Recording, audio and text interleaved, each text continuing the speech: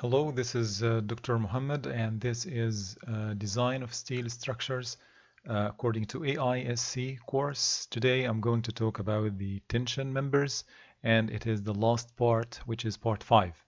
The contents for today is going to be mainly related to the design of tension members, and I'm going to take a couple of examples. One using the equations, design of tension members using the equations, and the other one is going to be using the design tables. So let's go and jump directly to what we are going to explain for today. So design of tension members. We need first to understand that we have like different ways as usual for the design. We have LRFD and we have the ASD. For LRFD, we are going to follow the procedure related to the design, which is primarily based on like checking the strength, and after that we are going to check something related to the stiffness of the element. So, and in ASD we are going to follow the same strategy, which is checking the strength first, and after that we're going to check for the radius of gyration and the stiffness requirements. So if we look here for LRFD, we are going to obtain the factored load. So our factored load, it is going to be the required load that we want to use or to fulfill, and our element needs to sustain. And then we are going to check for the required gross area,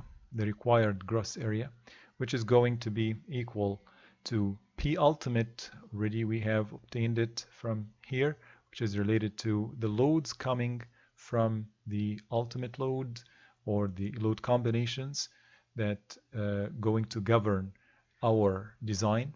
And then we are going to put this P ultimate in the numerator here and be divided with 0.9 F yield, which is the yield strength. Whenever that we are talking about the gross area, this means that we are going to use the yield strength.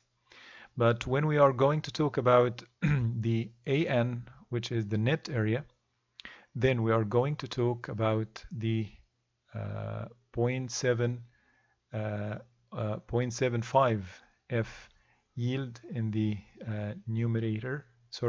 denominator, and we are going to use P ultimate the same, which is the ultimate load or the factored load that we have. As you can see here, we are dealing with limits different here. The limits are different here. 0.9 F yield, here 0.75 F yield. This is related to yielding for gross area. This is related to the rupture of the net area. Okay, so I think that there was a kind of mistake here. I think that here for the required AN, we should use the F ultimate, as we said before. So here for the AN, we are going to use P ultimate over 0.75 F ultimate. Okay, and for the case of ASD, it is going to be 0.5 times F ultimate as well in the denominator. Okay, so here this is the limit as we are talking about yielding. Here we are talking about rupture. So it is common that we use F yield here and F ultimate here. Similarly, for ASD, we are going to use F yield here, which is 0.6 F yield for the case of the required area gross, and we are going to use for the net area, we're going to use the rupture strength. For both of them, we are going to use L over 300 as our limitation. The radius of gyration should be at least L over 300 here and here, as we have mentioned in the last lecture about the slenderness of tension member and why we need to apply this requirement. Now let's go to the example. We are going to use an example using the equations that we have just explained. So this is the example. You're going to find it in the textbook, and we are having here a tension member with length of 5 feet 9 inches. So this is the length of the element here. It must resist a service dead load of 18 kips and a service live load of 52 kips. So we have the dead load here and we have the live load here. Okay. So select a member with a rectangular cross section. So we are going to use rectangular cross section. Okay. Rectangular cross section. And use A36 steel and assume a connection with one line of 7/8 inch diameter bolts. This means that we are going to have only like one hole here, which is going to be the whole area, okay, in our design or in our cross section. It is going to be only one line of bolts, so this would be the whole diameter, that is after adding the tolerance. So whenever that we read the example, we need to be careful of reading everything and in the same time to stress on the keywords. So now we have dead load and live load. This means that we are going to use them for the ultimate load combinations, as we are going to use in case of LRFD. And again, he said to us here, select a member with rectangular cross section. This is a keyword. Why it is a keyword? Because whenever that we are going to use the effective area, rectangular cross section means that there is no kind of shear lag would happen there. If we are going to use, for example, an angle, sorry for this inclined, I cannot control the line very well. So if we're going to have an angle and we have the bolt here, this means that we are having a kind of eccentricity in our loading and shear lag would happen, and then we need to apply a reduction factor. However, if we are having rectangular section, this means that there is no reduction. This means that our area net is going to equal area effective directly. Okay, so that's the point here. A36 means that we can look up in the tables and we can find the F yield and F ultimate for our steel, and that's it. Then we can go to the next steps. First of all, the P ultimate, the required ultimate load is going to be 1.2 dead plus 1.6 live. As we said many times, this is the controlling one that we are going to use for design. Commonly, it is the controlling one, unless there is a lateral load that needs to be taken into consideration. So when we calculate this based on dead load and live load that been given to us, we are going to have the value of P ultimate required. Okay.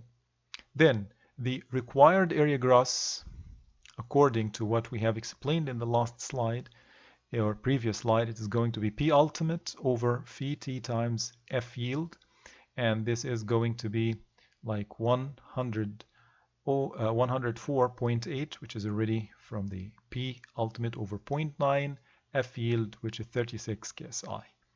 This gives us 3.235 inch squared. And when we are going to look to the rupture limit state or the rupture, we are going to use the effective area, which is going to be limited with P ultimate over phi T times F ultimate. And we said that it's 0.75 times F ultimate here. This means that we are going to have our limit for the effective area to be 2.409 inch squared. So we are going to start with a trial and error procedure here. So we are going to start with a trial of T equal to 1. So the thickness that we are going to use in our case is going to be T equal to 1 inch. So based on this, WG is going to be the W, which is the width of this of the cross section or rectangular cross section that we are going to deal with. So it is going, this is going to be the W, which is, or WG, which is going to be the width of our rectangle. It is going to be the required area gross over T. that we have assumed 1 inch. So we are going to have 3.235 inches as the required width. So now let's try, this is 3.235, we are going to use like the fraction like 1 times 3.5. So make this as if like 3.5 for us. Then we can use this cross section because we are not going to have these small fractions in our dimensions. Based on this, our effective area is going to equal to AN. Why we said that? AE equal to AN because of this keyword here. It is rectangular, means that all the section is going to be uniformly distributed with the axial tensile stresses. So we have area gross minus the whole area. So here we have area gross already given for we are using this cross section. So it is going to be 1 by 3.5 minus 7/8, which is the diameter of the bolt, plus 1/8, which is going to be the tolerance, times 1, which going to be the thickness of our plate, 1 inch here. This gives us 2.5 inches squared. Remember that it is now this is larger than 2.409, which is already the requirement from our equation for the area effective. Okay, so this means that it is okay now. Our assumption was okay. It was fulfilling the rupture limit state. Okay. Okay, now let's go to the next or the third option. Remember that in our options we were like checking for the required area gross and then required AN, and then the last thing is the radius of gyration. So here we are going to check the slenderness ratio. We have I minimum, we're going to check I minimum, which is we have like a rectangular cross section as you can see, and we are, for example, let's assume this is the XX cross section. This means that the smaller or the minimum inertia is going to be around this this axis, and this means that we have 3.51 to the power 3. We are going to cube this small height over 12. This is going to be the inertia of the cross section. It gives us 0.2917 inch to the power 4, and then our area is already we have calculated before 3.5 thickness times the width, and from I equal to a squared r squared, AR squared, we obtain the radius of gyration, which is the square root I minimum, already we have it here, over the area, and this gives us the radius of gyration, the minimum radius of gyration of this of our rectangular section. So based on this, the maximum take care of this. We are searching for the minimum radius of gyration in order to get the maximum slenderness ratio, which is L over R, because as long as we are increasing the denominator, we are as long as we are decreasing the denominator, we are increasing the total fraction value, right?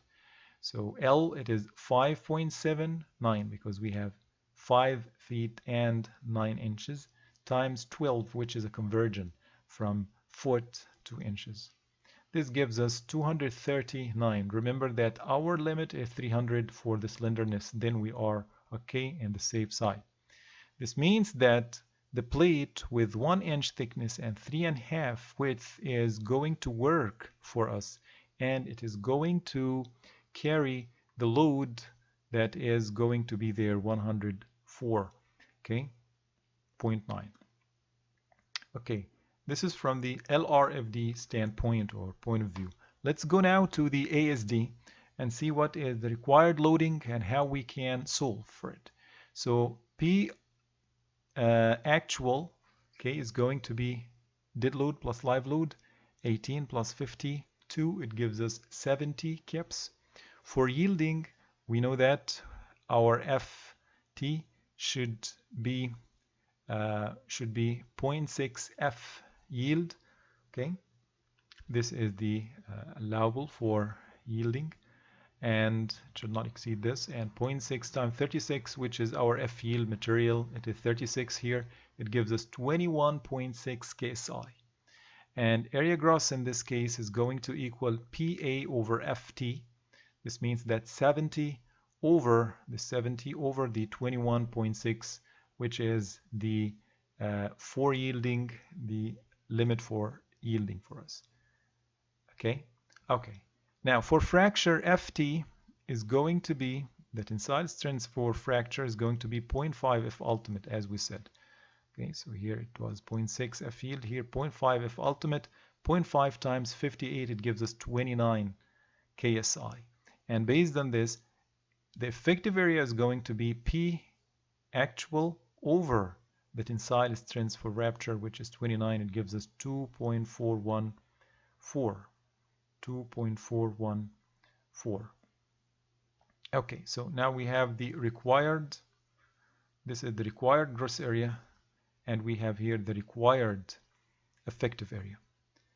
The rest actually of the design procedure is the same as for the LRFD. The numerical results may be different. So we have also, are going to try T equal to 1, and then the required width is going to be the gross area over T. So the gross area, which is 3.24 here, over the thickness, it is going to give a 3.241 inch. So the width of our section is going to be with 3.24, but we are going to make it approximately 3.5, so that it will be like the fraction is going to be neat for us. So 1 times or 1 by 3.5, this is the cross section. After that, the effective area is going to equal the net area without any reduction, because we are talking about a plate.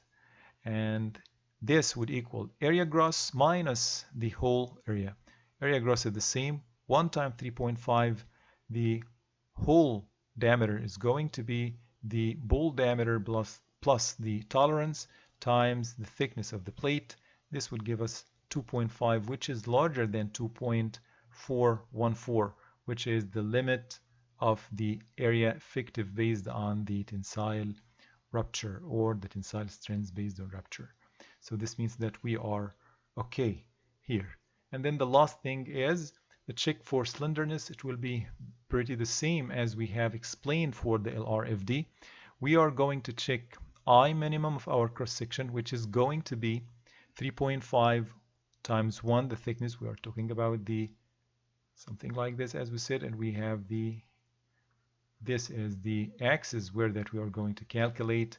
So 3.5 the width times the height, which is 1 to the power 3 over 12. It gives us the minimum inertia of the system, 0.2917, and then the area is going to be 1 by 3.5 already, as we explained, or as we have explained in LRFD. So we have 3.5 inch squared area.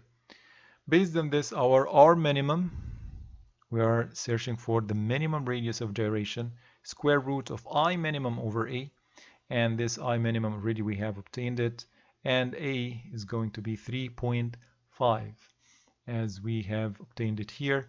This means the radius of gyration is 0.2887 inch squared, and the maximum, take care of this, we are searching for the maximum slenderness ratio, and we can obtain it by obtaining the minimum radius of gyration. Remember this well. And here L is going to be 5.7, 5 times 12 for conversion, as we said, over R, which is 0.2887. This gives us 239 less than 300, which is the limit for slenderness of tensile or tension members.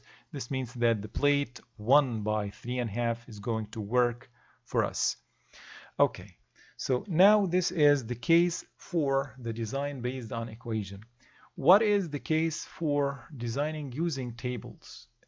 And this is what we are going to have in our next slide, which is related to the example, but we are going to use the design tables in the manual.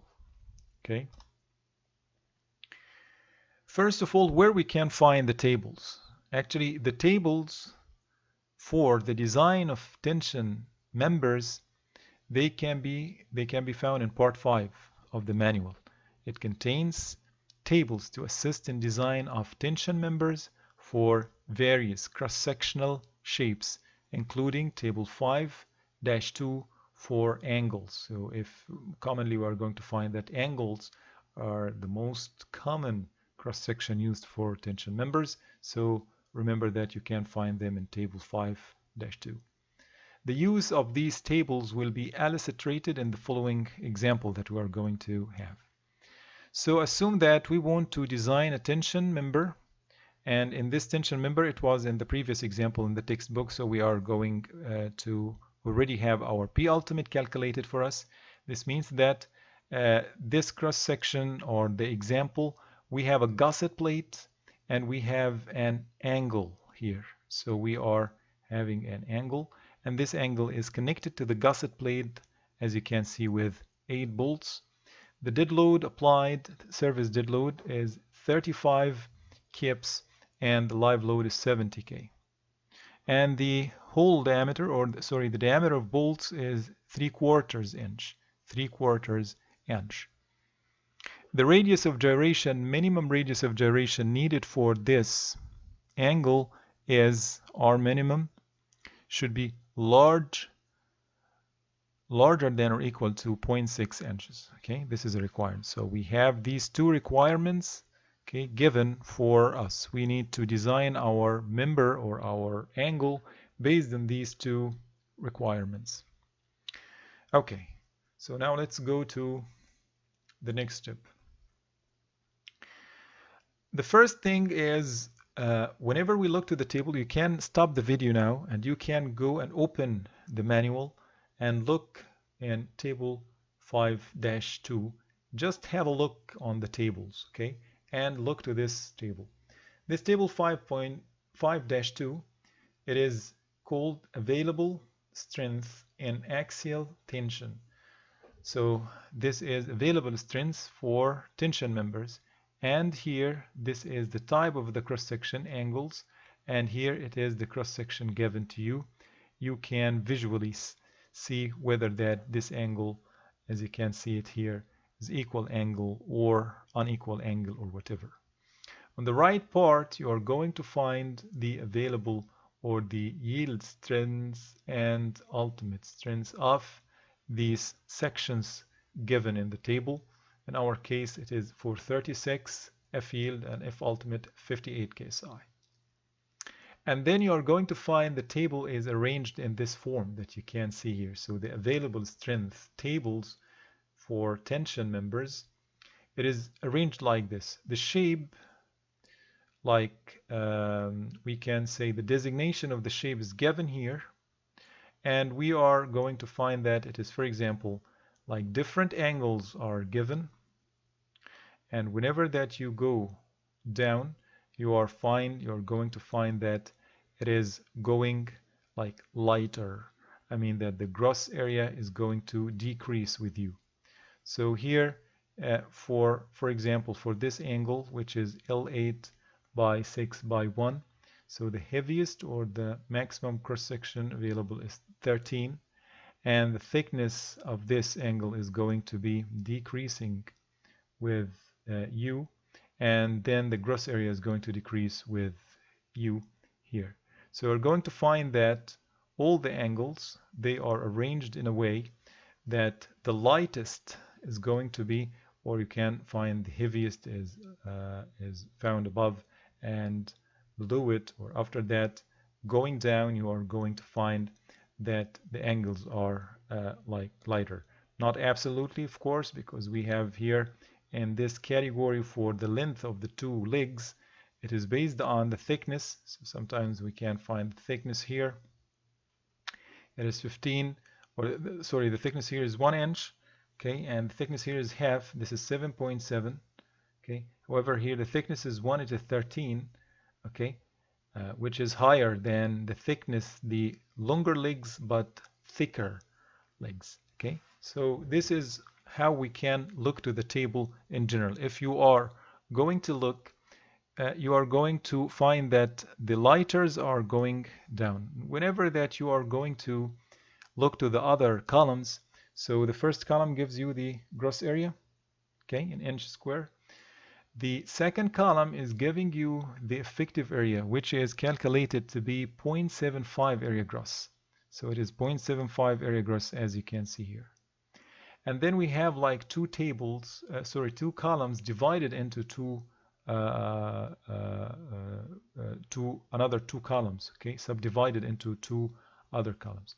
The first is giving us the yielding in kips, and in this yielding it gives us the available strengths based on ASD and LRFD respectively. So we're going to find here, this is PA over the safety factor for ASD and phi t times Pn for LRFD. So this is for the limit state of yielding or excessive deformation, and here this is the limit state of rupture. It is going to be given. Remember that they are given in kips. Okay. The tables for design of tension members give values of AG and AE, gross area, and effective area for various shapes based on the assumption that area effective equal to 0.75 area gross. As we said, area effective is 0.75 area gross. The corresponding available strength based on yielding and rupture fracture are given, as we have mentioned. This is yielding and this is rupture. So given here in kips. And then all values available for angles are for A36 steel only. So we are going to find that A36 is our only way for, or the only material available for us. Okay, now let's go to the next.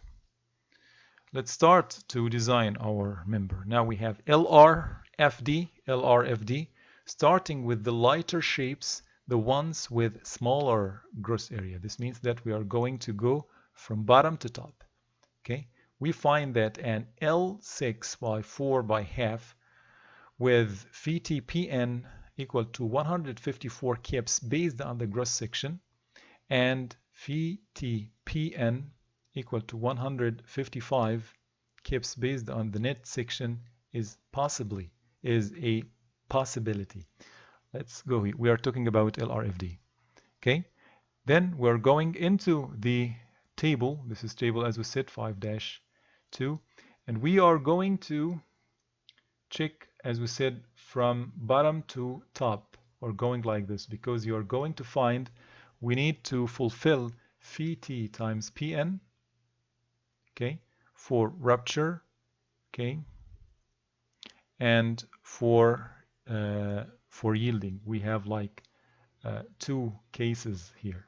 So we have phi t Pn, okay, this is related to yielding. This is phi t Pn, this is related to rupture. So we need to fulfill the two. So how we are going to go? We are going to go in the table from bottom to top. So when you go here, you are going to find, for example, for phi t Pn, we need to find that it is something that is less than the available for us or the required from us. We are talking about P ultimate here 154. So we need something higher than or equal to 154, right?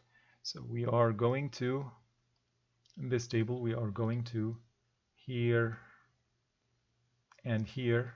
So we are going to find that for phi t Pn, we're talking about LRFD, here it is 135, after that it is 154. Here if you go, it is not clear, sorry for this, it is not clear here, but you're going to find this is 155. Here it is something less than 155. Then we're going to stop here because this is the lightest cross section that is going to provide for us the required strength. Okay.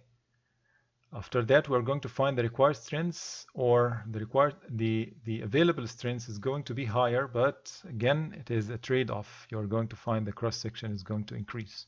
Okay, so this is the lightest case. This is the lightest case that we could find that is fulfilling our required strength. Okay, so we have 154 and 155 for yielding and rupture, respectively, for LRFD. Then, in this case, we need piece of information that is important for us. After obtaining the values here, okay, or we now already pinpointed this shape, which is L6 by 4 by 7/8, by half, okay, we are assuming that it will fulfill for us, apparently, but we need to calculate and check this.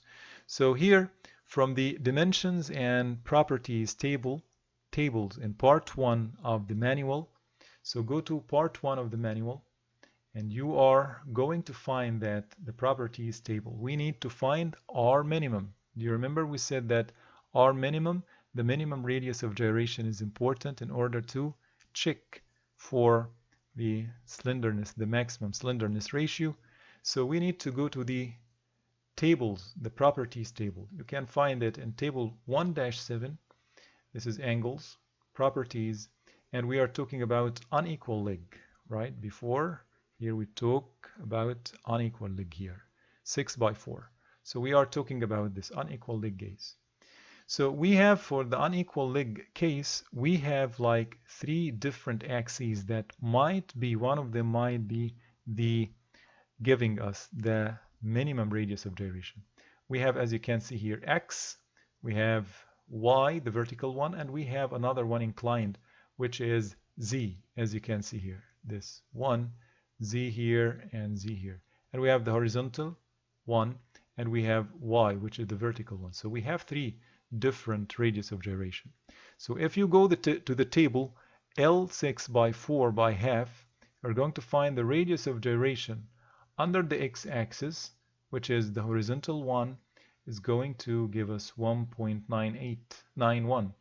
And if you go the next page, you are going to find for axis YY, which is the vertical axis here, you're going to find the radius of gyration is 1.14. And for ZZ, which is the inclined axis here, it is going to be, the radius of gyration is going to be 0.684. This means that the least one is 0.684 here, which is ZZ. This means that this angle, whenever it going to, if it is going to have buckling, for example, or something, okay, this is only for slenderness. We know that it is tension member and there is no buckling supposedly to happen, but again, this is the least radius of gyration about this Z, okay, and we are going to report it as our finding for this cross section. Okay, now to check, now we're going to check this section that we have like calculated, or we mentioned that we have L6 by 4 by half. Now let's check. So to check this section, we must compute the actual net area. If we assume that U equal to 0.8. Now here, U is going to be assumed. Okay, we are in the preliminary design stage and it is allowed based on AISC to use this U for angles. So if you do not know what is the meaning of U, it is a reduction factor from the net area to the effective area due to the shear lag. If our element is under eccentricity of loading across the cross section. In the previous section, we were using plate, so there was no kind of shear lagging. But here we are using angle. So one leg is attached to the gusset plate, however that the other leg is free. This means that not the whole net area is working for us, but the effective area is going to work. And in this case, we are going to reduce this net area by 20%, which is going to be multiplied by 0.8 factor. This is what is the meaning of U. Based on that, we are going to calculate the net area first, and then we're going to calculate the effective area after that. The net area is going to equal AG, gross area. This is from the table. Easily you can obtain it from the table. Okay, let's go back and see it. In our case, you are going to find the gross area here, which is this one, I guess, 4.75. Okay, so it is 4.75 minus 2 times 2, because we have two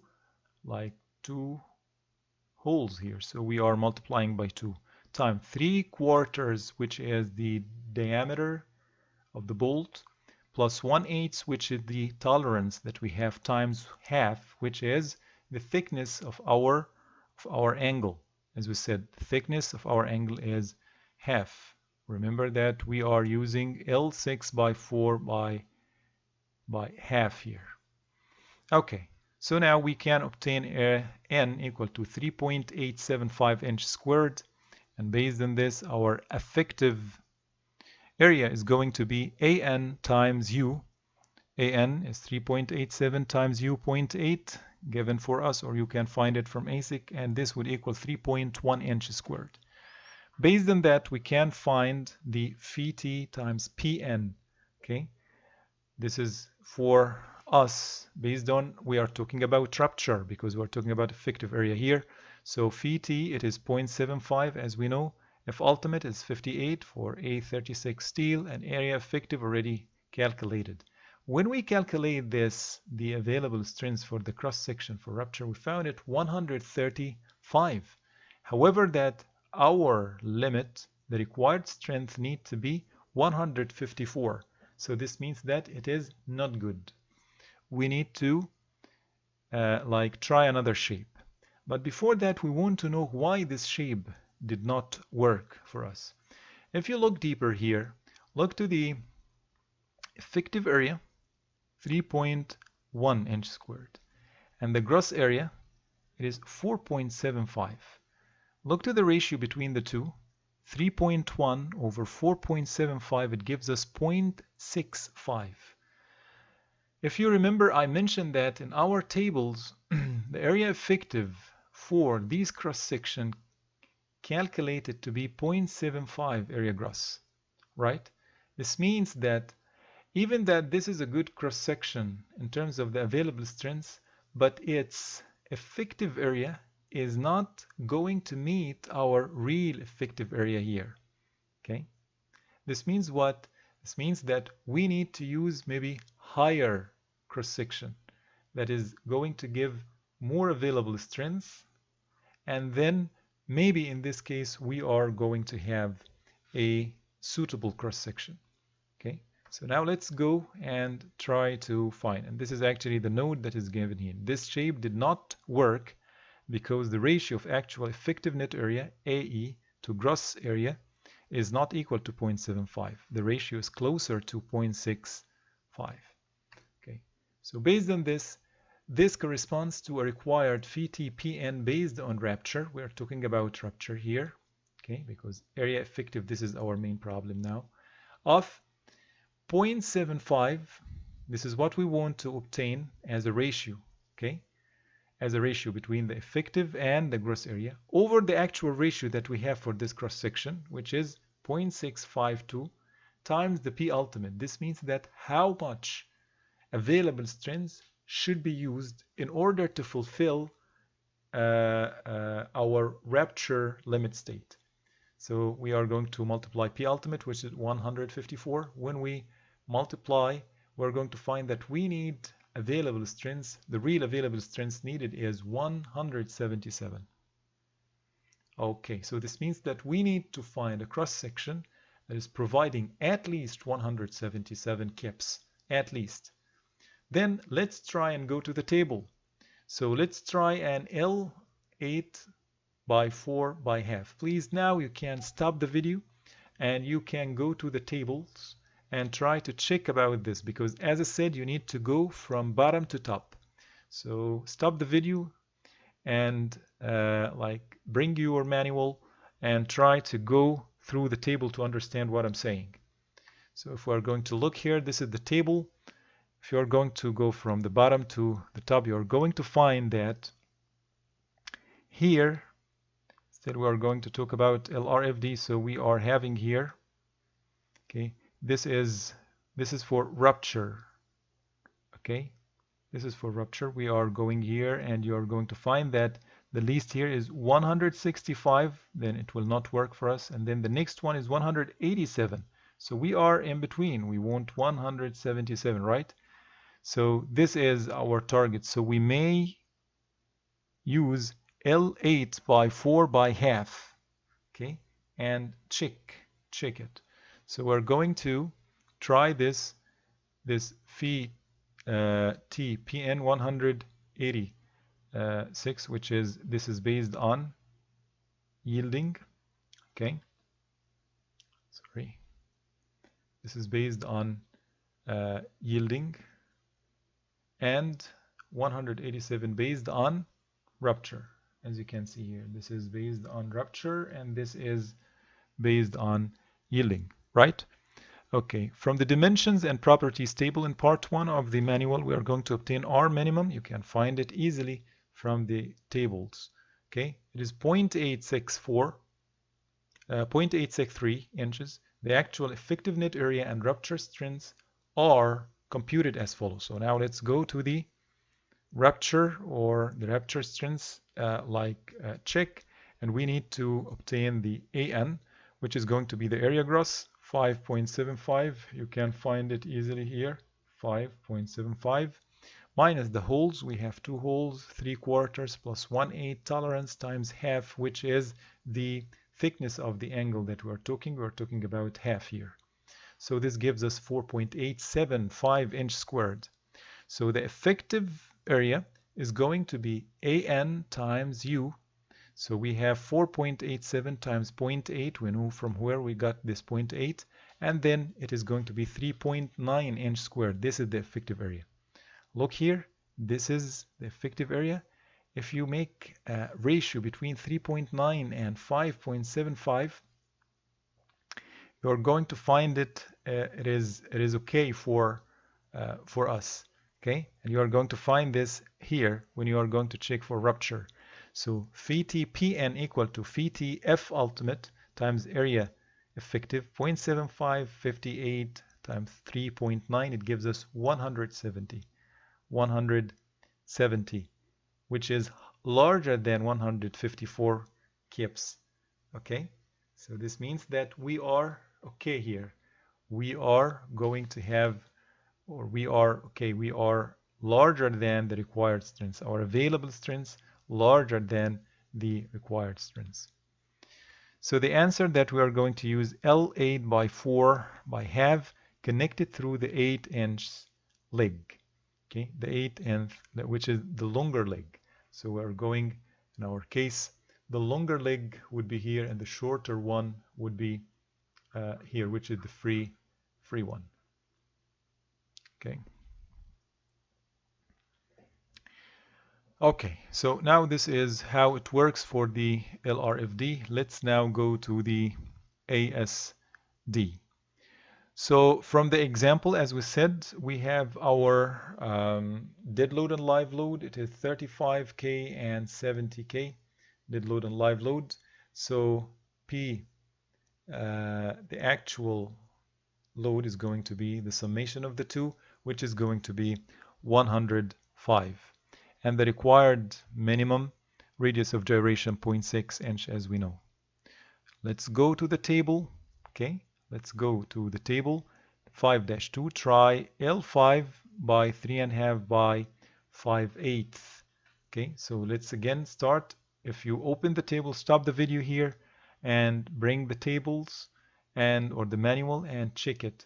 Then you are going to go from bottom to top, look to the yielding and look to the ASD. You're going to find that you are going in this direction until you reach a limit that is fulfilling your 105, and here you're going to find 106. So this means that L5 by 3.5 by 5/8 inch is going to work for us, and the rupture is going to be provided. The available strength for rupture for ASD is going to be 107. Okay, based on this, from the manual, we're going to find these values, 106 and 107 for yielding and rupture respectively. From the dimension and properties table, part 1, we are going to obtain R minimum for us. Again, go to the table, stop the video, go to the tables, and you find that for L5 by 3.5 by 5/8, we are going to find this is the value of the radius of gyration, which is going to be R minimum for us. If you go to the other next page, you are going to find other values, which is not going to be the the right one. Maybe this is going to be 1. I'm not sure here where exactly, but maybe we can count 1, 2, 3, 4, 5, 6, 7, 8, 9 here. 1, 2, 3, 4, 5, 6, 7, 8, 9. So we are talking here about this 106 here, and this is 0.746. This means that we are like this is the minimum radius of gyration. Okay, so based on, please check this from the table, okay, from the manual right now, because we have like x-axis and we have y-axis and z-axis, so you have like 3. So please check it now and check this value that I have pointed out here. Okay, using a shear lag factor u equal to 0.8, because we have this is unequal angle, the actual effective net area is computed as follows. So area gross minus A holes 4.98. This is given already in our 4.98. Okay, this is from the area. Yes, sorry, here. This is 4.98, which is the gross area, minus 2, which is we have 2 holes, 3/4 3/4 inch diameter bolts, plus 1/8 times 5/8, which is the thickness of the leg.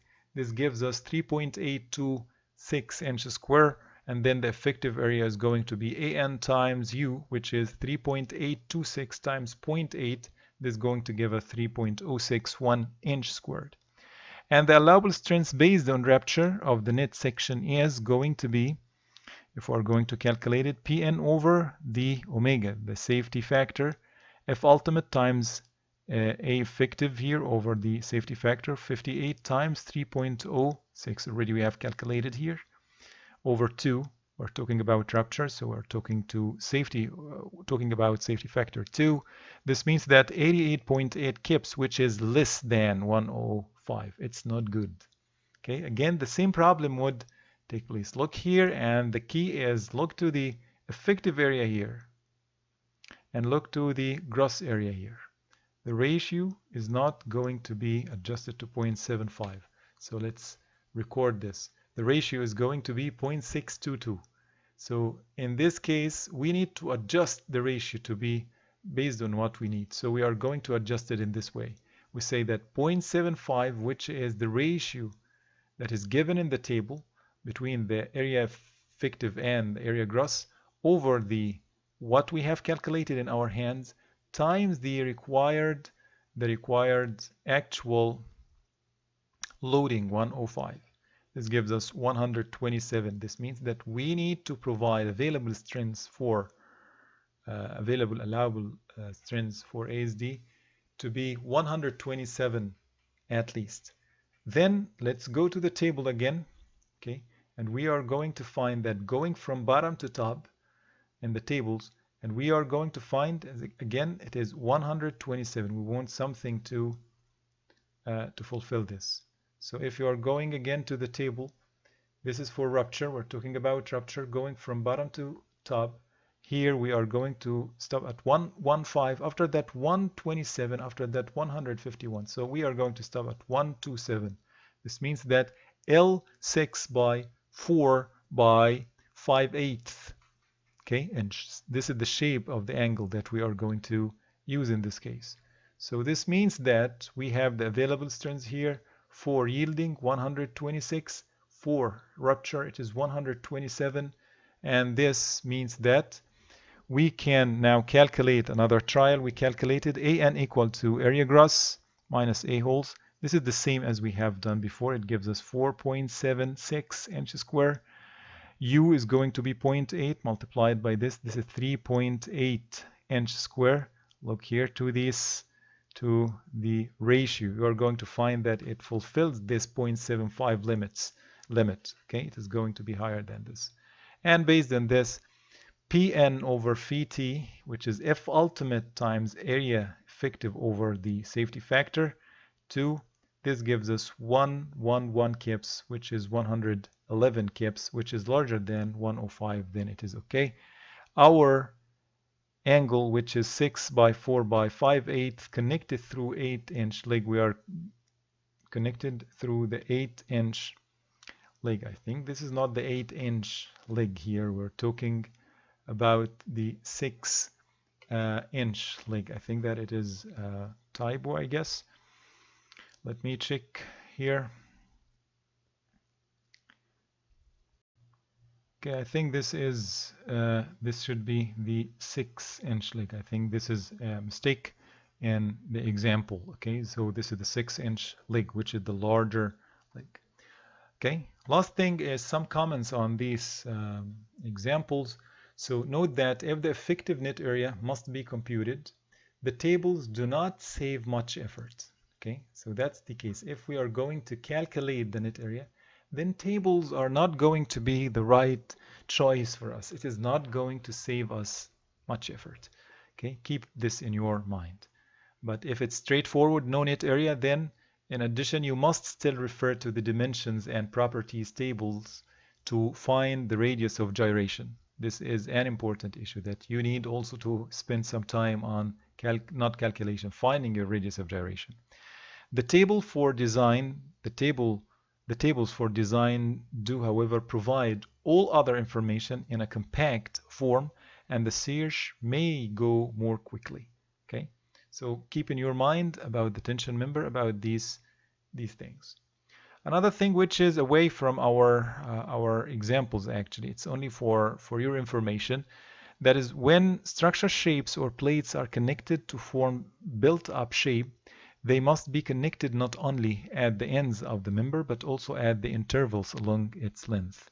So we call this stitching. So if you have like built-up members, for example, sometimes we have like built-up members with some plates and channels and so on. Whenever that these kind of elements are going to connected together, we need to make this connection along the elements and along it in different places so that they are going to work together. A continuous connection is not required. No need to make like the connection because we are under tension. Okay, remember that we are under tension. So no need to make the connection of the cross section continuous, but we can make the connection only at several locations. Okay, so this type of connection is called stitching, and the fasteners used are termed stitch bolts. Okay, so because we are under tension, it's no need for the section to be, the cross section to be connected all together. Okay, it is enough for us to like connect it at different points. Okay, this is the end of today's video. I hope that you have understood it well, and let's see you in the next videos. Thank you.